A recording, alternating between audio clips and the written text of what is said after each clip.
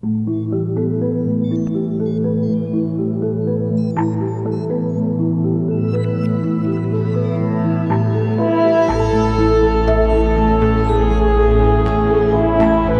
high, snowy mountains to the sun-baked wilderness.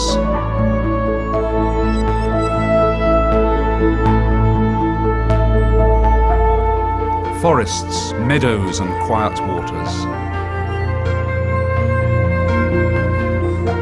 The Dead Sea and the flowering desert.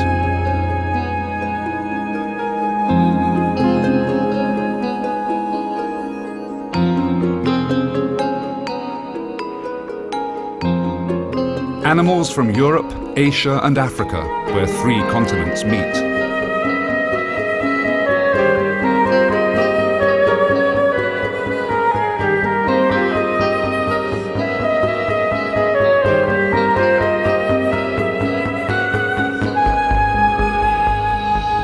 This is the nature of the Holy Land.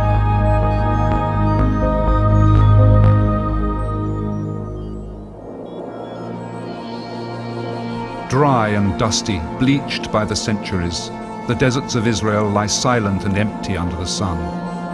In contrast to the fertile north of the country or the turbulent life of the River Jordan, this is a desolation. More than 70% of Israel is desert. Once great rivers flowed westward across these plains from the mountains of Jordan to the Mediterranean basin. But when the great African rift opened up, their flow stopped and then reversed. They began to run down into a huge depression, cutting deep canyons as they tumbled towards the lowest point on the Earth's surface. That was when the desert was born.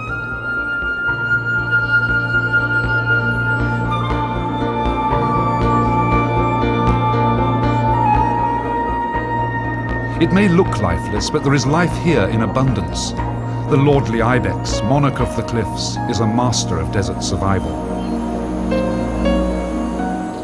Leopards hunt among the rocks, numbering ibex among their prey. Where the sun beats down on ancient salt beds and it seems that nothing could survive, thorny-tailed lizards find a living. But like all the desert creatures, after thousands of years of solitude, they are coming into increasing contact with humanity and all its works. This, the lowest point on the Earth's surface, would seem to be the last place where people could have any effect on the natural order. Yet the Dead Sea, a vast and ancient pool of concentrated brine, has become a holiday resort, a place of recreation and healing. After an eternity of lonely silence, the desert is becoming crowded, filled with bustle and noise.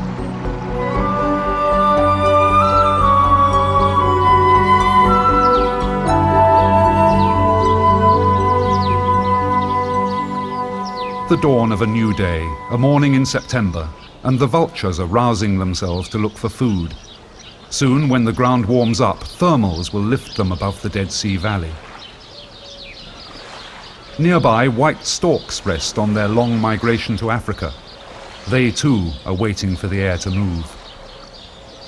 The most abundant mammal in the desert is the rock hyrax, often called by its biblical name, the coney. Above it on the cliffs, an ibex gazes across a shimmering waste towards the undrinkable water at its heart.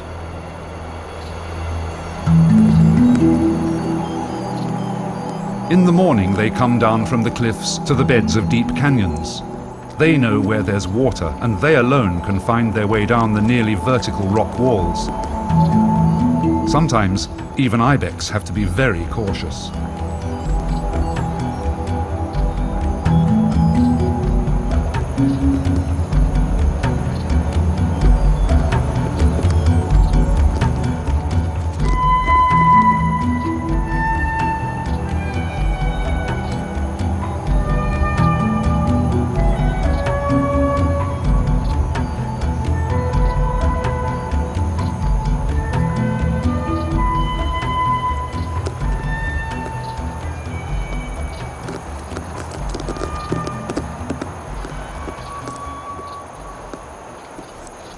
There's rivalry between the adult males. The mating season is approaching.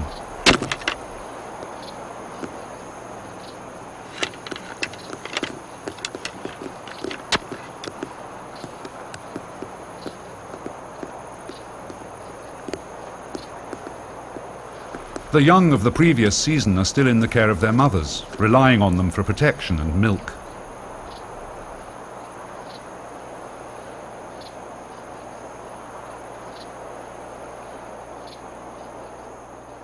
The biblical David, author of the Psalms, went into hiding from King Saul in the wilderness near En Gedi on the shores of the Dead Sea. This spring is named after him at the head of David's river.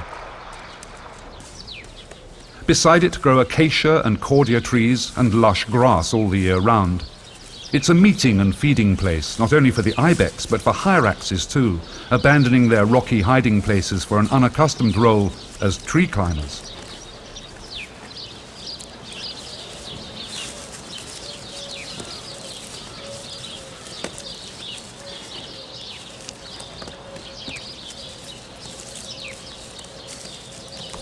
The trees provide shade as well as food, essential even to the best adapted inhabitants of this baking desert.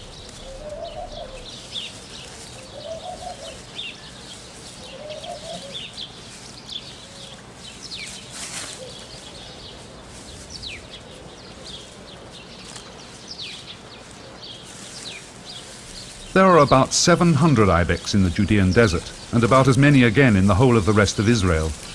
Once they were hunted for food, but now they're protected as an emblem of the wilderness.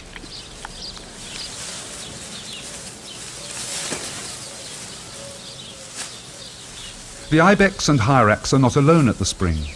Among the birds that come down to it are little bee-eaters, hunting insects over the water and among the bushes.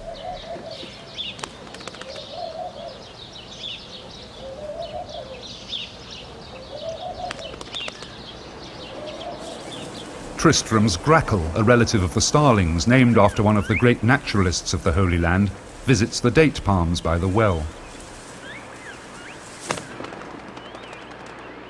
For there are palms here, and people to tend them and take the harvest. David's wilderness is greatly changed since his time, and the ibex are among those that reap the benefit.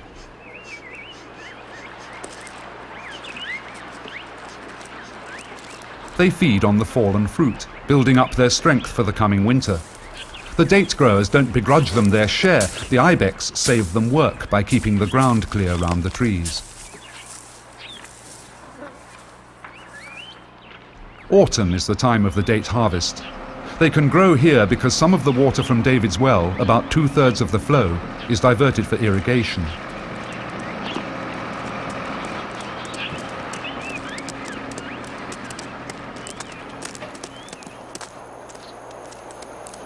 As the day goes on, thermals, columns of warm air, begin to rise from the sun-baked rocks. The migrating storks use them to lift them clear of the cliffs that stand in the way of their journey south. One by one, the birds take off to join the circling flock. When they reach 400 meters above the water, they will be at what the rest of the world calls sea level.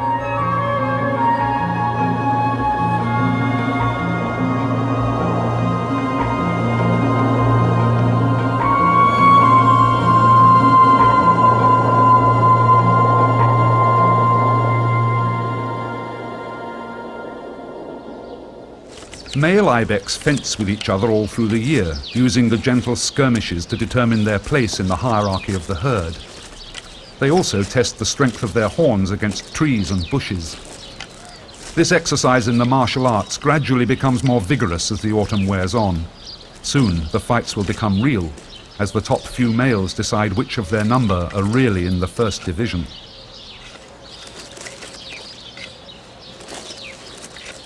Ibex males fight only with others of their own size. Smaller animals beat a swift retreat before making contact, and wisely so.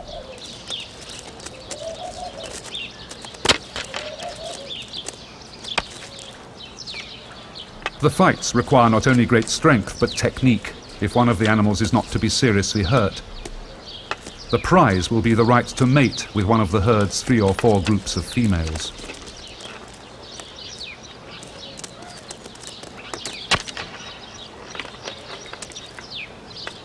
The horns are not just for clashing and thrusting, but for hooking together as well, in a trial of strength and determination.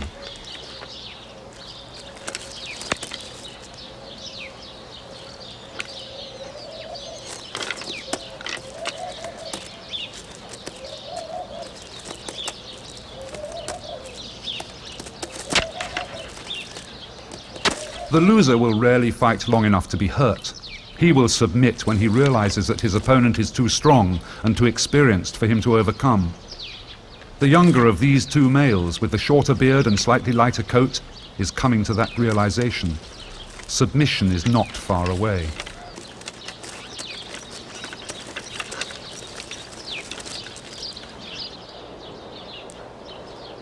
For the winners in these contests, there remains one main task: to impregnate all the females in the group under their control as each comes into breeding condition.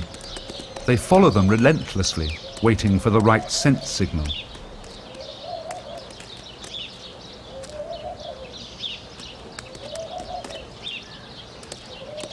Tongue protruding and eyes dilated, he concentrates solely on the female's condition.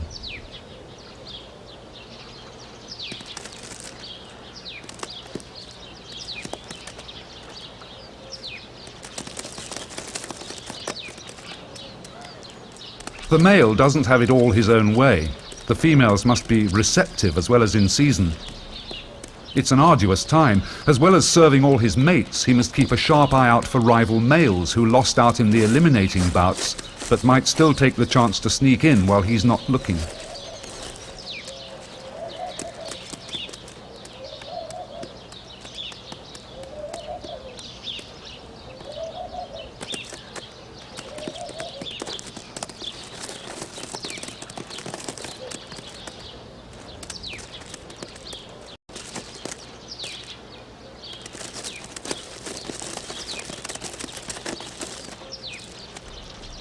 When evening comes, the herd leaves the valley to climb to the plateau for the night.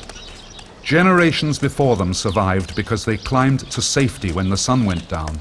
At night, the valley is a hunting ground.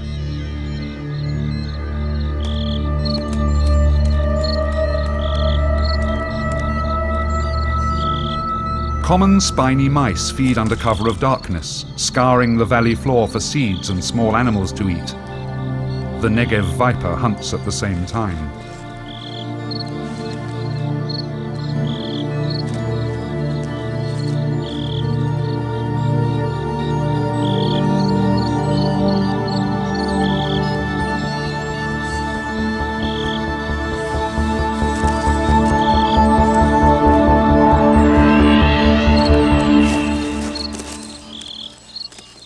It only has to strike once.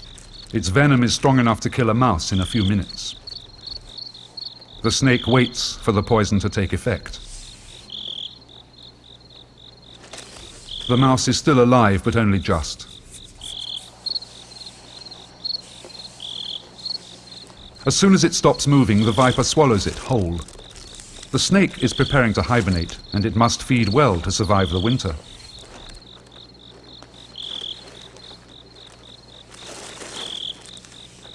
So must the surviving mice if their species is to carry on in the desert where it has lived for so long.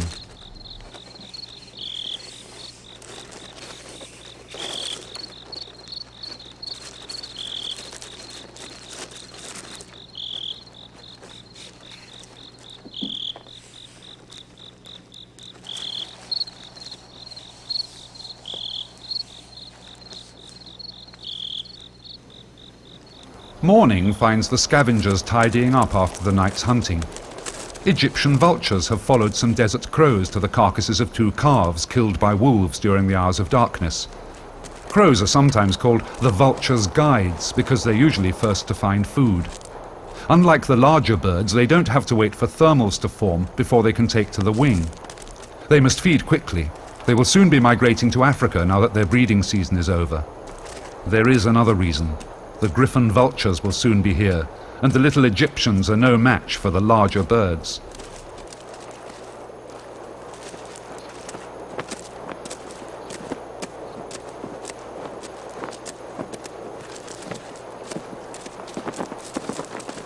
One is not too much of a problem, but when they turn up in a mob, they simply take over, after some discussion amongst themselves.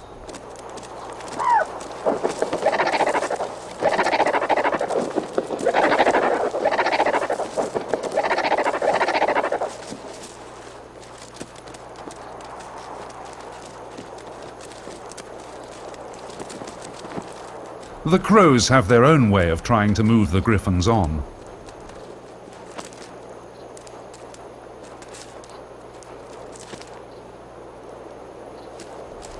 It's not very effective.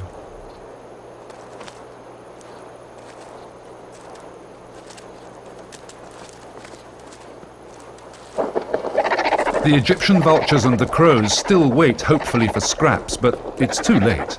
Once the griffons get over their squabbles, there's no room for anyone else at the table.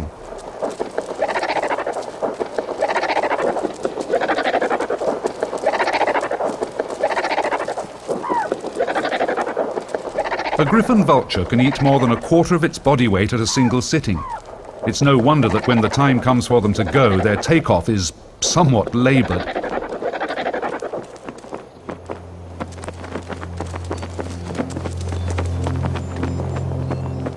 Once on the wing, though, they are masters of the air.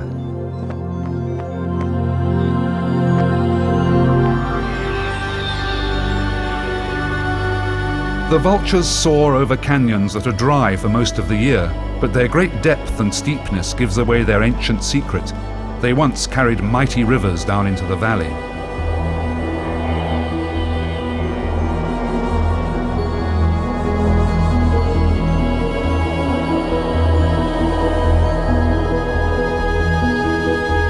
As the level of the Dead Sea fell, the rivers ran faster and cut deeper and deeper into the soft rock. Then the water supply ran out, and today they wait for rare rainfall in the Negev desert above. Along the sides of the canyons near the springs, weaver ants make their homes. Unlike their cousins in damper climates, they stick together not leaves, but sand grains.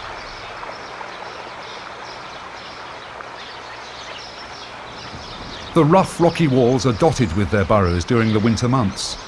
They spend the summer closer to the water, but as the weather cools down, they move about 20 meters up the slope to their winter quarters, rebuilding the entrance to an earlier nest. They use the same adhesive as their distant cousins, silk produced by their own larvae, which the workers handle like so many tubes of glue. They use the same silk to wrap their dead before carrying them to a communal cemetery.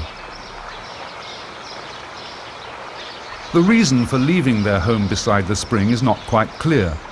Although the weather is cooler in November, the temperature rarely falls below a comfortable 18 degrees. And the colonies don't all move at once. The uphill migration is spread over a month. People say that the ants know that the rains are coming, but they may simply be responding to the first dampness in the ground after the rains begin.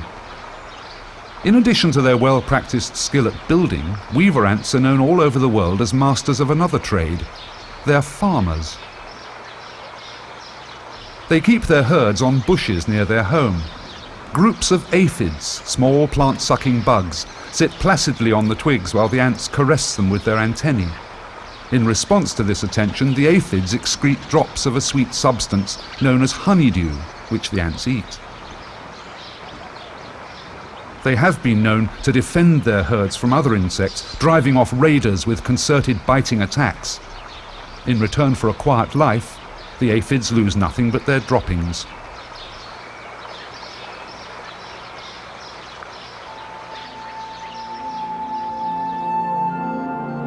In December, the animals of the desert can expect rain, though the timing and the amount are uncertain.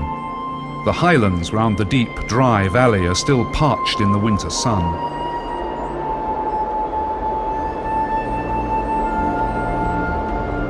When the rain clouds gather and the thunder rolls, the land waits expectantly for the blessing from heaven.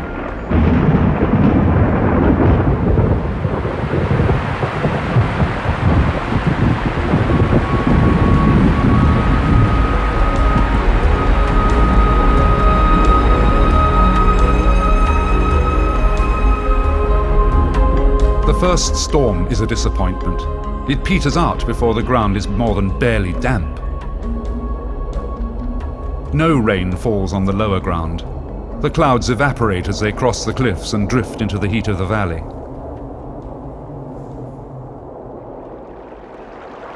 But the sand in the high desert turns to waterproof clay in even a light rainfall. Unable to soak in, the water floods the upper canyons, making them run something like the torrents they must have been long ages ago.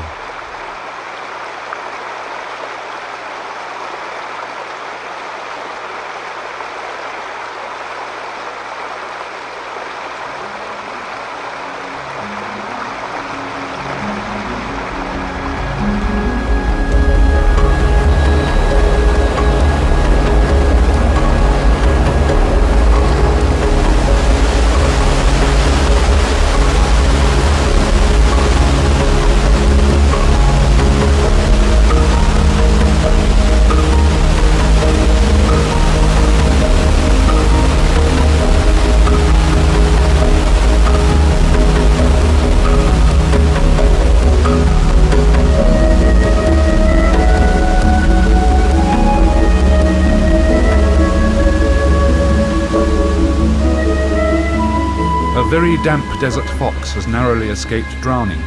All he can do now is wait for the waters to recede.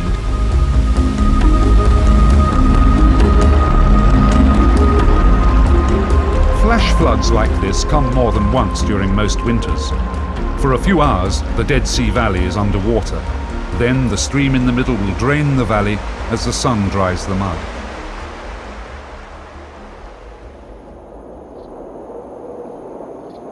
Golden eagles start to build their nests during the rainy season in December. They choose sites high on the cliffs and use them year after year, adding to the pile of sticks and twigs as each season starts.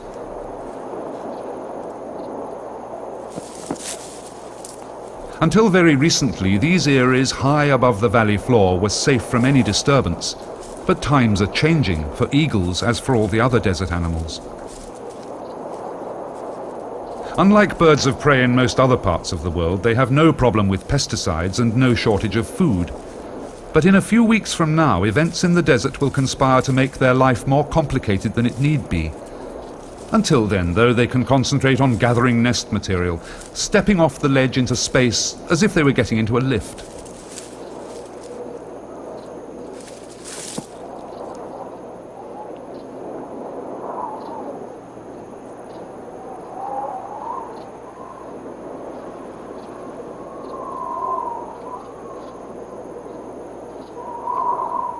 The eagles are easy to see as they glide and soar over the desert, but their numbers have declined since the mid-70s. There are now only 20 or 30 pairs nesting on the walls of the canyons winding down to the valley floor.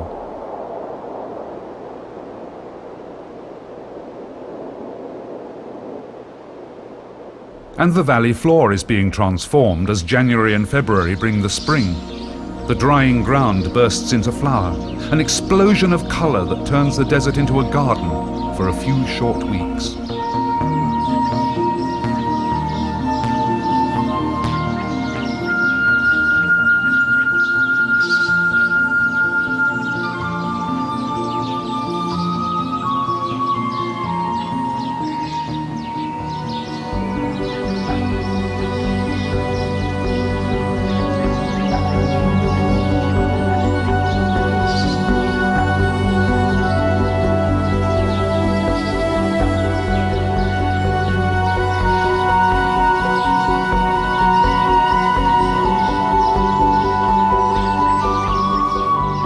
About every 50 years, the rainfall is enough to trigger the germination of poppies on the valley floor, a miracle seen only twice this century.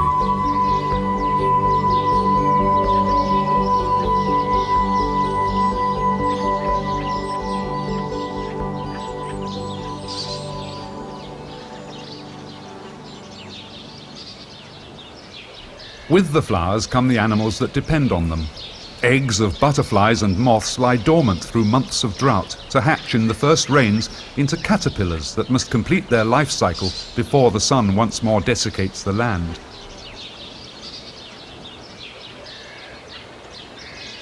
The striped hawk moth feeds at every flower it can find, sucking nectar to fuel its acrobatic flight and to build up its resources for egg laying. The eggs must be safely laid before the dry conditions return.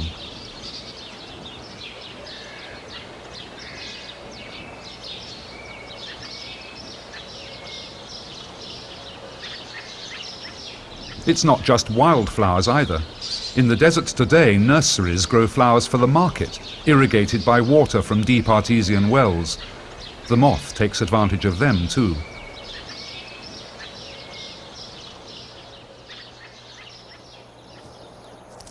The blooming spring brings out giant grasshoppers, ominously coloured in black and yellow, universal warning colours in the animal kingdom. The warning is justified. The males can squirt poison a metre or more through the air, enough to make a person blind for 3 or 4 days. The plant they feed on, Pergularia, is poisonous in every part.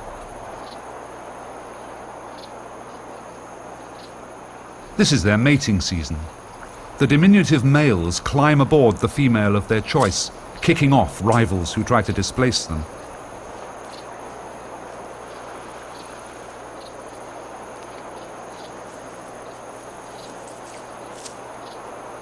They have longer than the moths to complete their life cycle because they don't depend on flowers, but they must do it in the 3 months while there are still green plants for them to feed on.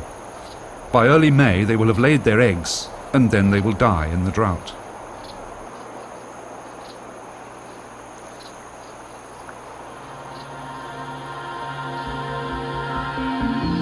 But the desert still has surprises before it reverts to a parched wilderness. Once or twice each year, the rain clouds penetrate as far as the Dead Sea, bringing about another miraculous reincarnation. White snails have spent the summer below ground, dormant among the roots of plants. When rain arrives, they come briefly to life, climbing up the plant stems to feed.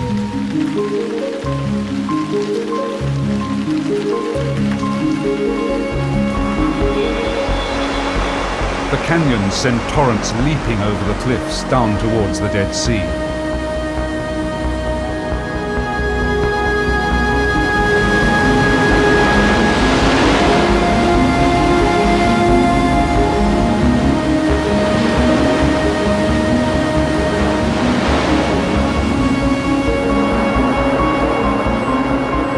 The streams eat at the soft rock of the cliffs, stripping away the silt and carrying it into the sea.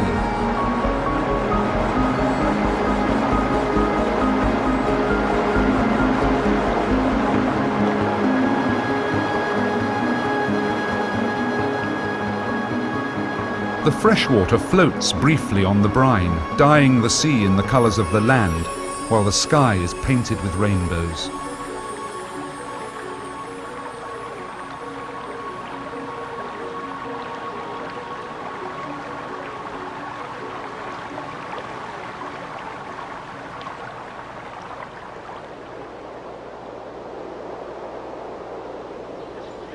Desert swallows can fly miles to find water, but the white snails must wait until it comes to them.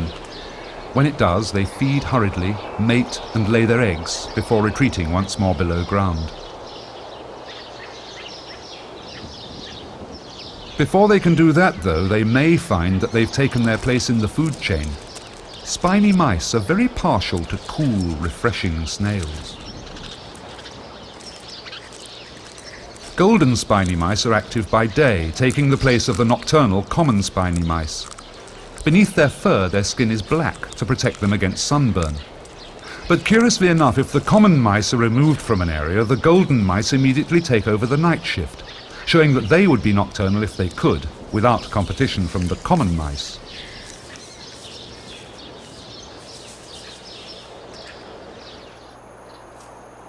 The golden eagles have hatched 3 chicks, and the eaglets are now 3 weeks old. Their parents feed them on the abundance of the desert, mostly partridges, but also wild piglets, desert rats, and golden spiny mice. If they were nocturnal, the golden mice would avoid the eagles, but then they would be in the domain of the Negev viper. Some animals are just born to be prey. The eagles have the cliffs to themselves at this time of year. But now that the rains are over and the weather is warming up, the time left to them is short. They don't know it, but they're well advised to feed their young as well and as quickly as they can.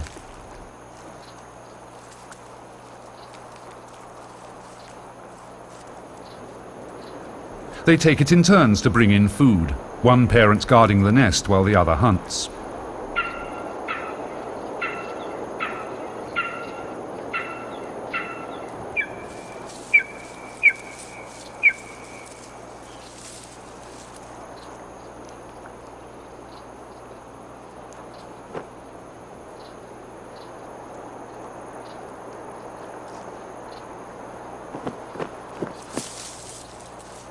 The eaglets are growing fast. Already they're exchanging their baby down for their first suit of real feathers. Other babies are growing up among the canyons. In galleries and caves along the cliff walls, the ibex have established nurseries, creches for the calves where they'll be safe from harm. Their mothers bring them here when they're tiny, and here they will stay until they're sure enough on their feet to avoid accidents. Each female comes to suckle her own, going off to feed herself when they've finished. She always approaches them from above to avoid the risk of them falling when they come out to greet her.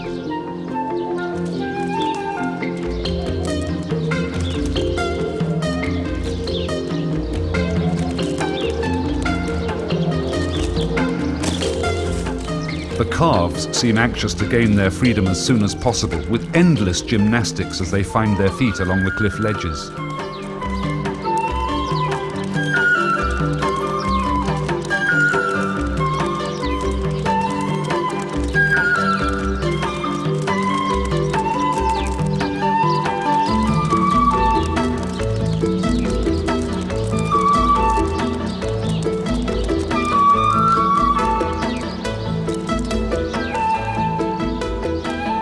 Their mothers show signs of tiring of all this bounding, boundless energy.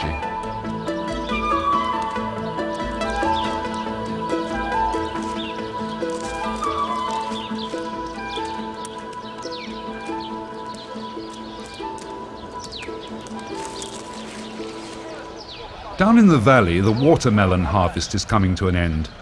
Like the date harvest in the autumn, it will become a time of plenty for the ibex.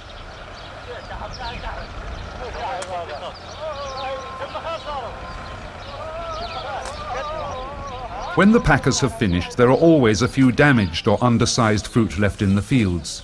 These are for the ibex, if they can find the way in.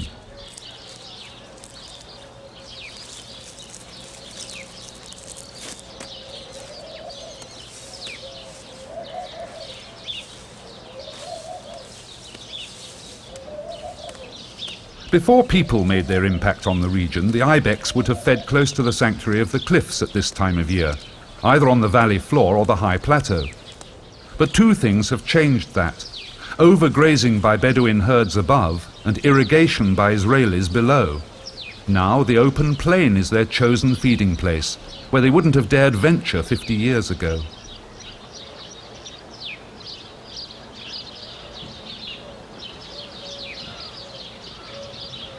Many other things have changed, now that the desert is not only agricultural land, but also a popular place for recreation. Each canyon has always had just one pair of nesting crows in April, dominating the site and keeping out others.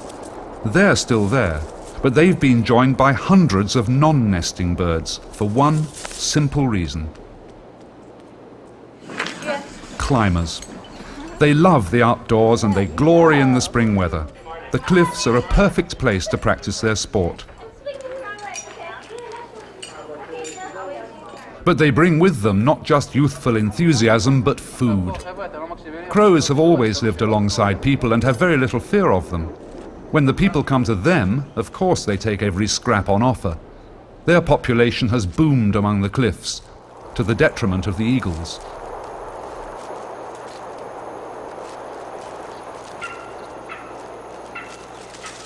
The eaglets are nearly fledged, and their parents are working hard to keep them fed.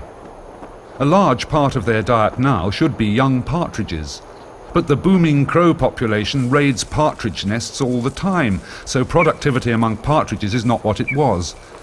The eagles have found a solution of sorts. They feed their young on baby crows. A sheet of plastic flapping in the base of the nest is further evidence of the impact of people. As for the crows, they interfere with the eagles' movements by continually mobbing them as they come and go.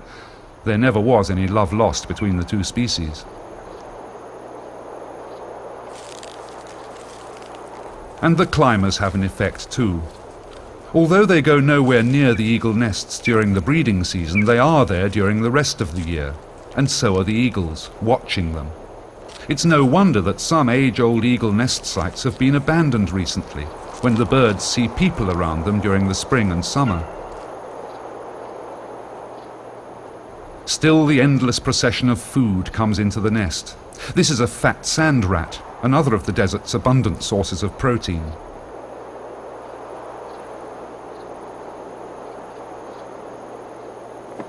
But when the eagle arrives, there's only one chick at the nest. Its astonishment is plain to see. Where are the others? Another problem for the eagles is the use of the desert as a military training area. Helicopters pass up and down the canyons from time to time. Sometimes they drive the eagles off their eggs, and sometimes they cause the chicks to leave the nest before they're ready, even falling to their death on the rocks below. But these two were ready to leave. Their parents will feed them away from the nest while they finish learning to fly and start exploring their wonderful new world of freedom and security.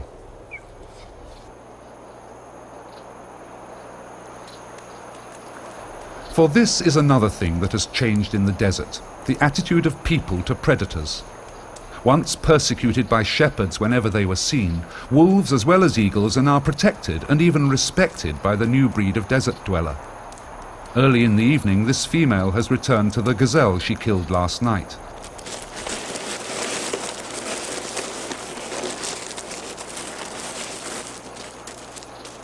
She sets out to drag it to her den, but finally decides that it's too heavy. She'll eat some of it and leave the rest for the ever-watchful vultures.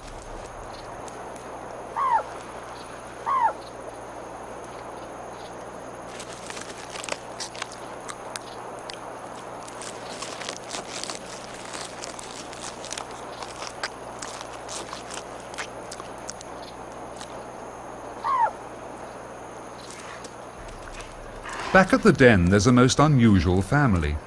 Normally, the dominant male mates with just one of the females, producing a single litter which the whole pack helps to rear. Here, there are two litters of slightly different ages. The male must have taken two mates. She might be one of them, but it's hard to be sure. All the adults cooperate in rearing all the cubs. Having eaten what she could, she'll have to hunt again tonight, perhaps for slightly smaller and more portable prey. The increase in cattle farming in the valley might be helping the wolves to survive, together with their protected status. Dusk sees the changing of the guard among the spiny mice. The common mice, the nocturnal ones, emerge in search of snails, which will be above the surface for another week or two yet.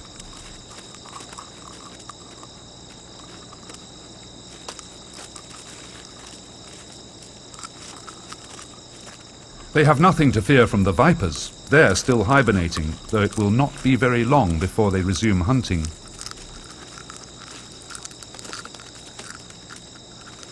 Like most prey animals, the mice breed very quickly to maintain their numbers in the face of steady predation. At the end of the rains, their population is at a peak. It will need to be. The vipers are emerging. But the danger is not yet acute. They first have to molt before they start to hunt again.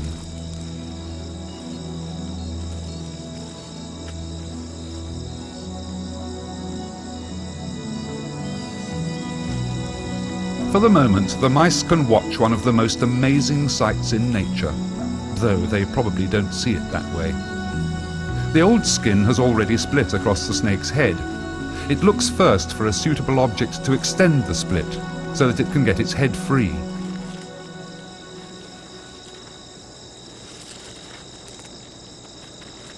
Now, jagged pebbles on the ground or convenient twigs will serve as anchor points, while the snake slowly walks out of its skin.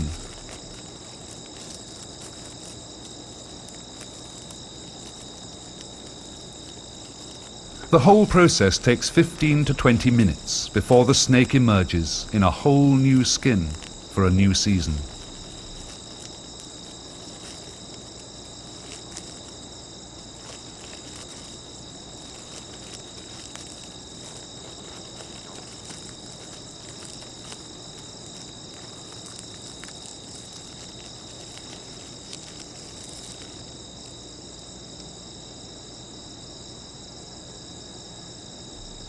The old skin lies like a ghost on the desert floor.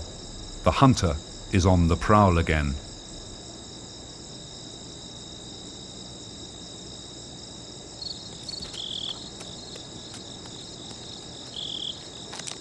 The mother wolf has also been hunting, and this time her kill is a more suitable size.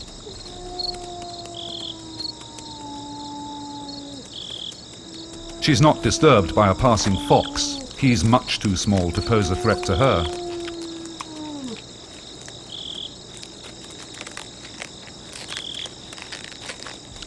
She can feed at her leisure while the male keeps guard nearby. But when a potential rival flits past in the night, she takes her prey back to the den to share it with her cubs.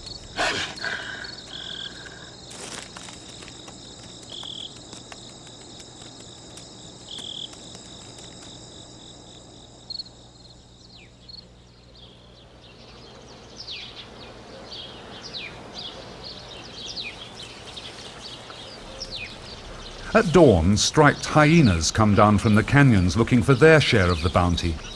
This young female has killed a gazelle, and although she's eaten part of it, the remains weigh at least 12 kilos, about the same as she does. Powerful neck muscles and long front legs are the hyena's adaptations for carrying heavy loads.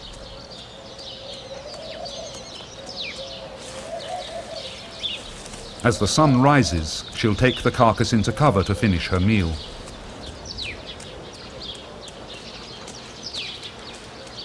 As always, the vultures are on the watch in case she abandons her task.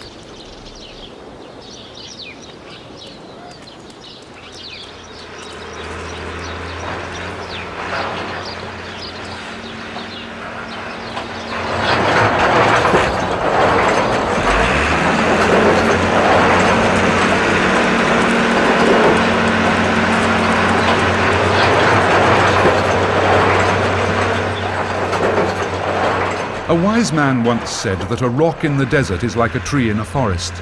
Each one shelters a vast array of animals and plants, and without them, the desert would be barren of life. These rocks are being removed from the desert. Human activity is increasing round the shores of the Dead Sea at a rate that could never have been predicted a decade ago. Around 1 million tourists come every year from overseas. The existing hotels have nearly 2,000 beds, of which 60% are occupied all year round. It's no wonder that there's great pressure to build new ones.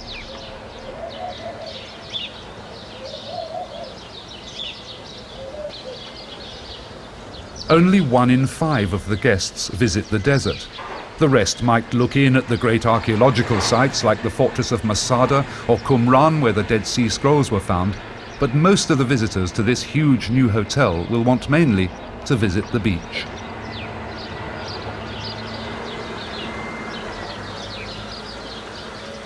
The waters of the Dead Sea are rich in chemicals, the residue of countless centuries of evaporation. There is good medical evidence that they're useful as a treatment for a variety of skin complaints. Many, if not most, of the visitors here have come on the advice of their doctors, often financed by their medical insurance. Faced with these facts, the hotel industry has little interest in protecting the desert.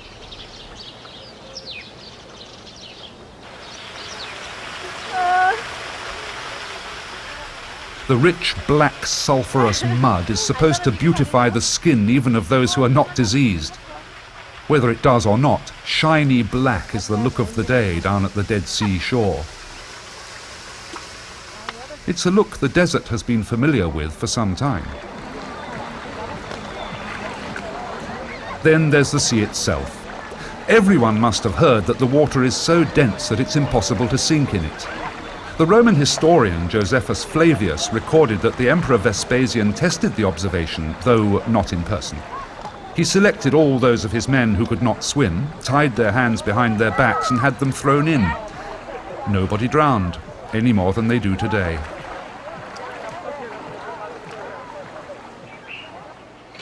As the day wears towards noon, the ibex above the beach are beginning to feel the heat. The herd has split up now, the females and young having formed groups separate from the males. They gather round the well while the males are on the cliffs above. Hyraxes are always here, but another visitor has come to exploit a different source of food.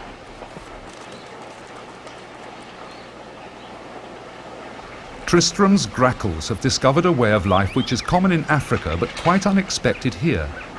They feed on ticks from the coats of the ibex, just like oxpeckers on the African savanna, and the ibex are content to let them.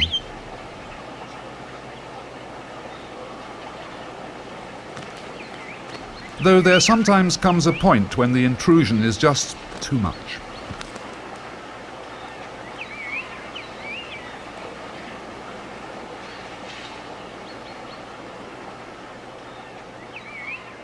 Like some great heraldic beast, a lordly male sits in the shade of a rock. But even the lordly must succumb to the drowsy heat of the midday sun.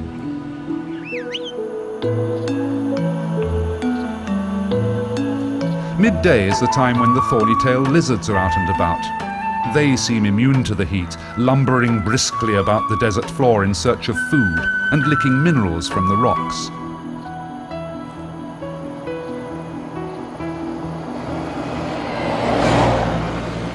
Even more briskly move the off-road vehicles. Around 100,000 Israelis visit the desert every year. Most of them are walkers and do little or no damage, but the off-road enthusiasts make up for them with a vengeance. The golden eagle is the thorny-tail's only natural enemy in this desert, but it has no defense against these trampling monsters.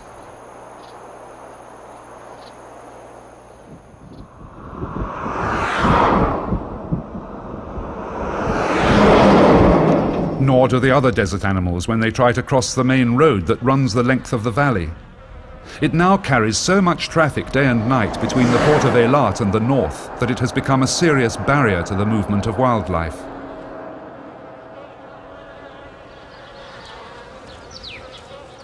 And yet there's the other side of the equation.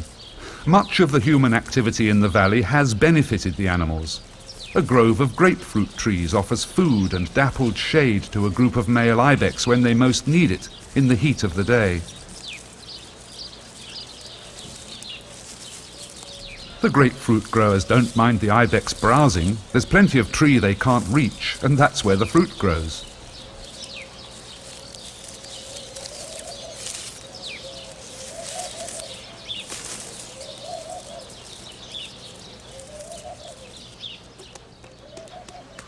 Back at David's Well, people have taken a hand too. When the nearby kibbutz of Ein Gedi needed to take 2/3 of the water from this permanent spring for their own purposes, they built a retaining wall to keep the level high enough for the animals to use.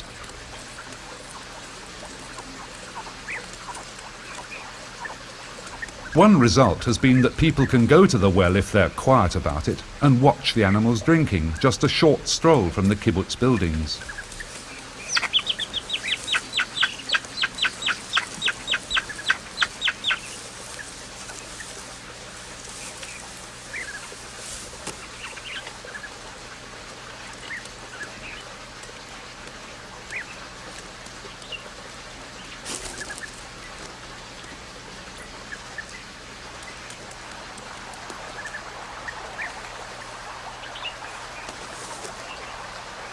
At one time, they would have been watched if they did. When prey animals drink, predators will not be far away.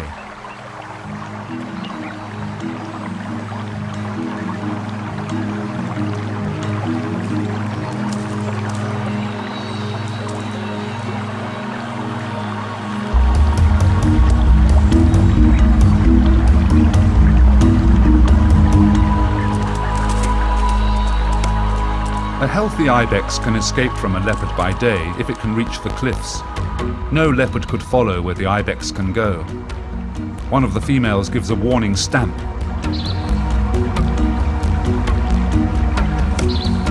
The herd takes to the cliffs, and the leopard goes to ground.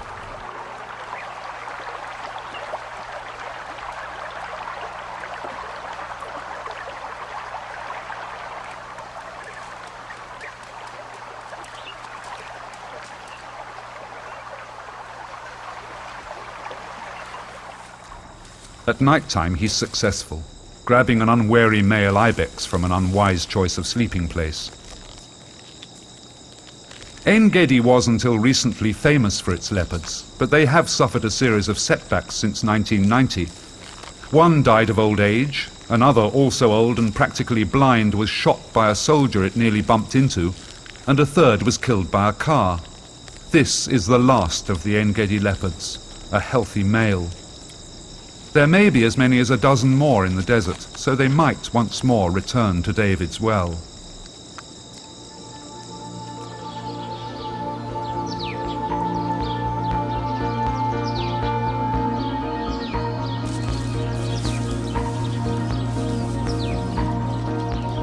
The desert may have become crowded, bustling with the business of humanity, but it still has many corners where people never go, and there's still much that is wild among the evidence of civilization. Most of the Negev is a military zone with strictly limited access. The Dead Sea Valley is a national nature reserve where the interests of the wildlife come first. There is every reason to expect that the crowded desert and its remarkable wildlife, along with that of the rest of Israel, will survive for centuries to come.